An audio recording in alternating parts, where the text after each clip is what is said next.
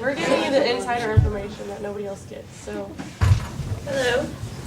These are our panelists. We have senior through freshman. How it's going to work is when you guys have a question, you're going to raise your hand, and then they're going to take turns picking on you. So, and actually take turns picking people. So, yeah. We might not get to all of your questions, and if we don't, sorry about that, but maybe you could figure out something so you can get all questions answered. Yeah, because you guys are lucky you guys get to have this, because I really wish I had this kind of opportunity when I was in 8th grade. But now that I'm in there and I've experienced it, I'm like, oh my God, what was I worried about? This isn't nearly as bad as I thought. And if there's dead space, we can make it really awkward. yes. And we have a tendency to mistake like you scratching your head for you having a question. So, Just think of something. So if you have an itch, don't itch it until you have a question. yes. What's your favorite electives? Art. Choir. Everyone like. It's a hard one. Well, actually, I like jazz band a lot because I just like music a lot. So I mean, I learned a lot in there. And then Mr. Kelly, if any of you know him in band, really a nonchalant teacher. Like we do everything in there. Like if we're not playing, we're just having totally random conversations about random things. But yeah, he's a pretty cool teacher. I like that class. So.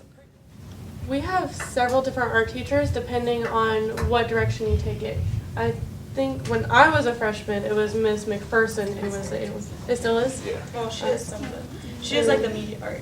When you talk about art, it's a really big umbrella because you have theater arts, you have like actual art as in painting, sculpting, drawing, stuff like that. You have computer graphics, then you have photography. Like it's really depends on what you consider an art. So there's a huge variety of art teachers. So, but they're all pretty.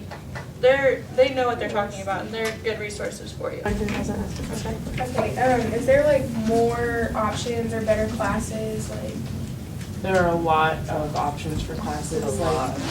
I remember when I first got into high school, I was like, how am I going to be able to fit all these classes into my schedule? Like, I want to do everything. There are definitely a lot more options. It's kind of overwhelming, like, trying to choose what you want, but they do a thing where they give you, like, a booklet, and it gives you the course and the course description.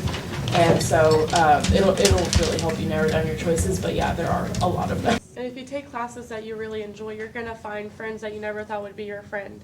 Like, because you find a similar interest by taking classes that you are interested in, and that really helps blend the lines of social cliques because people who, just because you're a drama kid doesn't mean you're not athletic. And if you're doing both things, you're going to be a link between those two circles. And it just... How many of you in here like reading? Like, enjoy reading books? All right, we got a couple people. What they're doing with the English program is they're changing what books you can read outside of class. And, like, I know there's a whole bunch of better choice novels that you have to read each year. And they're changing them a lot to be more modern. If you're ever interested, a class called Great Novels that I'm in. And you read 4 books over a semester. And what you do instead of taking a test, which I know that turns a lot of people away from reading, is having to read and do a study guide and take a quiz and take a test. Whereas in Great Novels, you read it, discuss it, and then do a project at the end of the book. So like we just made a book cover for the book instead of taking a test and making a game based off of it. And so they're really working hard to engage students in what they're doing, not just to learn the material and be able to tell it back. Don't take all the advanced placement classes just because that's what you hear all the top students are doing. It's okay not to be a top student, but be your top self. Like, do the best that you can do. I had to drop AP Chemistry at the semester last year because I was not prepared for that class. And they're going to push you a lot, from your sophomore year to going into junior year to take as many college classes as you can, as many advanced placement, anything and everything that will get you the step ahead. But in reality, you're not going to be able to balance all of that, and don't force yourself to. Like, you will cry every night until you get out of that. On the note of trying to be able to balance everything, I'm one of the kids that, like, I have a job right now, I'm doing theater, I'm taking AP and college classes, and like, while I feel like I'm, fulfilling myself, like being a good person, being a good student, it's a lot of stress.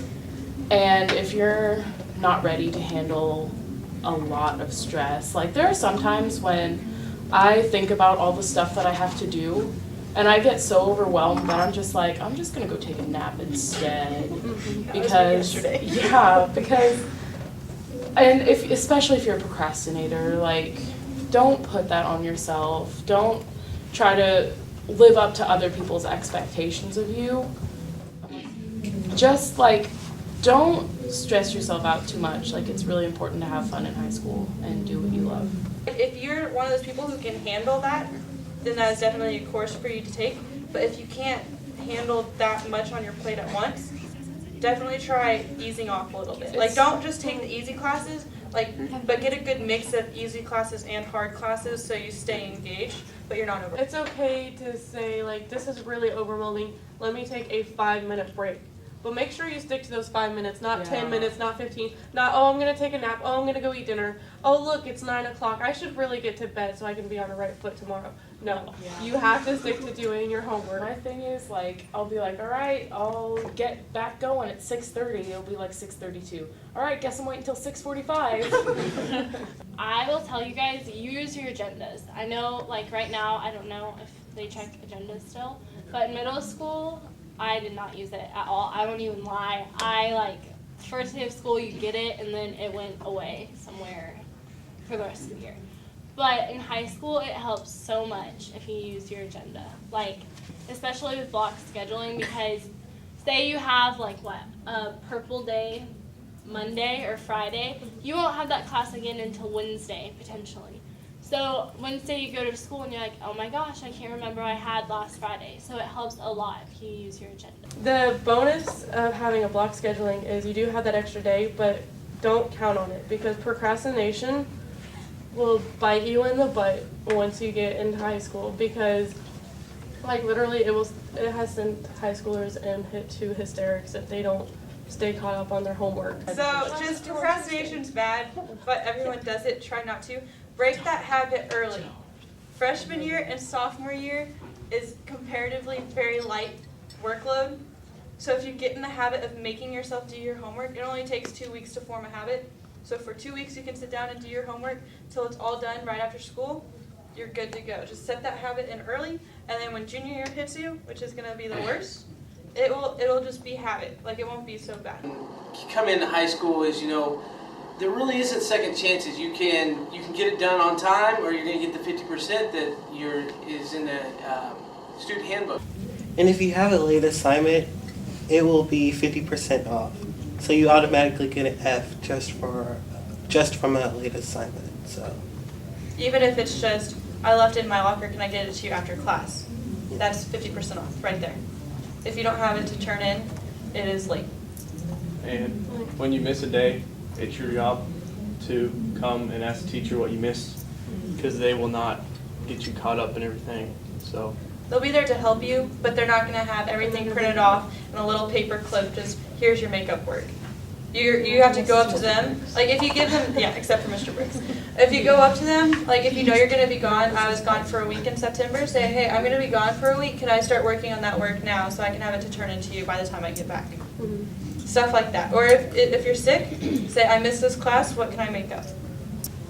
Also, is anyone in Unique Studies in here? Hello. Not all of them, we've had a few. Here you have Miss LaFollette. Over at the high school, we call it advanced studies or gifted. And resource room, it's not a set class anymore. You basically, if you get done with a class or something, you get done with your working class, it's just hey, can I go to Miss Beshore's room? And your teachers have a list of who's gifted, and so they usually let you go. You don't really do I know with Miss LaFollette you do projects and stuff, and you do stuff different quarters. You don't do that in advanced studies at the high school because it's not a set class. You do scholarships, As a junior and senior, there's an option of taking the advanced studies class. that is what you make it out to be. So whether you need to practice your ACTs or SATs, which for people who aren't in unique studies, they do have a course offered for juniors and seniors and sophomores too, or just juniors and seniors? Okay, yeah, taught by another teacher to prepare you for those tests. But that's a lot of what you focus on in advanced studies and scholarship searches and narrowing down your college classes, or I mean your college choices. And she's there because a lot of gifted students put too much on their course load, which all three of us did. I would. Oh my God. She acts as a resource and Counselor. a counselor and Teacher. a friend. Resource is everything. And the one to put her foot down, someone that says, no, you need to work. I actually just came from her class. She's such a great resource for you to have. Any gifted facilitator that you would have would be a great resource for you to use. Because also, if you're going to be taking the higher level classes, it is going to get more stress. It's going to get a lot more stressful, and it's a good time to just sit and just talk it out and come up with a game plan so you can tackle everything that's in front of you. So it's definitely more accessible and like higher resource. Okay, so are the tests that they give you in high school a lot harder than the ones in junior? They're a lot longer, and depending on the subject, they can be harder. But most of the time, it's a breeze if you understand what's going on. You definitely have to study though, like, If you definitely. pay Well, you have attention to to like the work understand. that you do in class, then it's like basically everything that you went over. So You have to understand you have a longer class period, so there's more time to fill, and they expect you to retain more of the information. And they're also styling their tests to be more based off of the ACT and SAT styles. So they're going to have multiple choice, and they're going to have essay questions a lot of the time in the advanced classes that are going to gear you towards being prepared for those classes. So I'm really bad at doing my homework at night, and I was wondering how you schedule out your time, like to have like some time to just relax and stuff. Always and then do your homework once you get home. Like, don't put it off till like just say, oh, I'll do it after dinner. That's then putting it off, and you're gonna forget everything that you have to do. Just do it once you get home. And we have seminar too, seminar, so yeah. you can do it during seminar. Which is like, we think like your PS or PLS. PLC. Yeah, it's similar to that. I can't say it's too much different, but I mean, it's just more, I guess. Definitely, that's what I was gonna say. There is definitely a lot more work, and you do have to put a little more effort into it. Like, but that happens like every year you go up.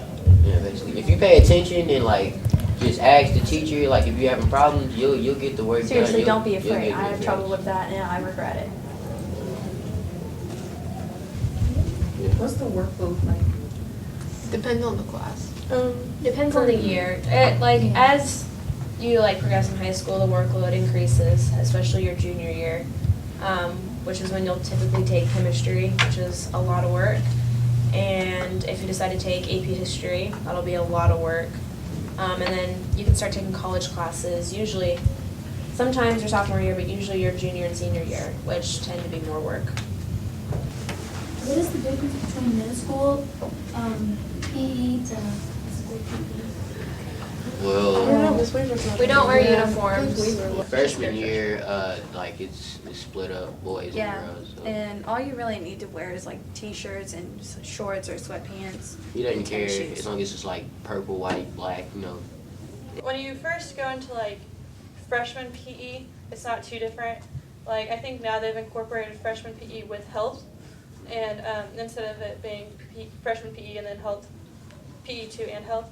So in freshman PE, you can expect to be playing games like soccer, football, badminton, pickleball, all these weird games that Mr. Sweeney comes up with. And then also you'll have health. So you'll learn about mental health stuff, wellness. You'll talk about different kinds of disorders like mental disorders and eating disorders, stuff like that. And isn't there a weights class or something? Yeah. There's Brittany is in low impact circuit training. I love it. It's awesome.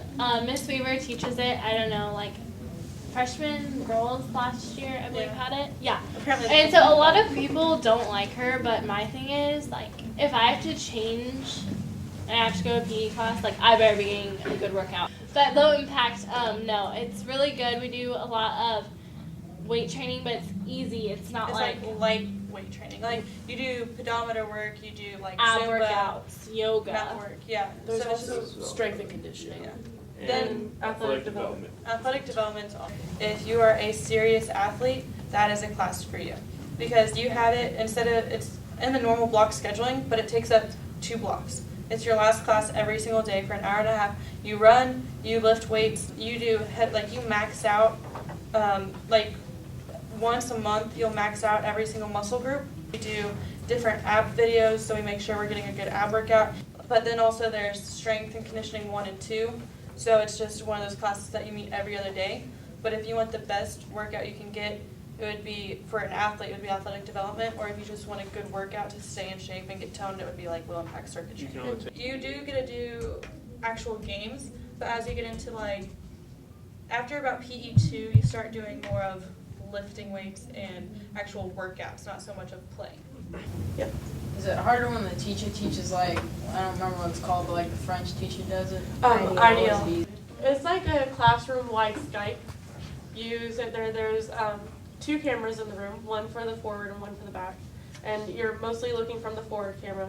So it's like he would be seeing you guys on a TV and we'd be seeing him on a TV. And he's actually in, both of the teachers that do it are in Greenbush, which is 2 hours away. And I am the French teacher's teacher aide, and that does frustrate him quite a bit if you go in that class expecting not to do work. He's very passionate about what he does. He is very lenient though about the way you learn. And it is difficult because you have to keep on yourself about being attentive in that class. You have to make it a personal goal to go in there and say, I'm going to learn French, I'm going to work at this. Yeah, or chemistry or physics or anything in that manner, because it's really easy to just go sit in a corner that can't be seen on the camera and sit there and take a nap, be on your phone, and in the end, the only thing you're hurting is your education. Yes, in the back. Is Spanish hard? Yes. No. Sure. No. Like the first day you'll be overwhelmed because like he'll come in and Mr. Brown or Mr. Dozier, they are so friendly and helpful. You go in and they'll be like, hola, and they'll ask you how you're doing, and you'll just kind of look at them like, oh my gosh, I am in Spanish, I do not know what you're saying. But if you study and you stay on top of your work, it really is not bad. And if you're struggling, they'll let you do extra credit. Finals day, so that week, the first day, I think Monday, we go to all of our classes. And the next day is all of the P days, like the purple day classes. And you don't have to go to school if you don't have the final that day or that hour. And then like Tuesday and Wednesday are usually half days for like half of your white days and the other half of them. And you just take those finals if you have to, and then you get to go home. Like if you only have a W1, you get to go home after that. Like you don't have to stay. If you drive, if you're in the bus, you have to sit in the commons area and hang out. And the thing about that is once you're at the school, you can't leave and come back for finals.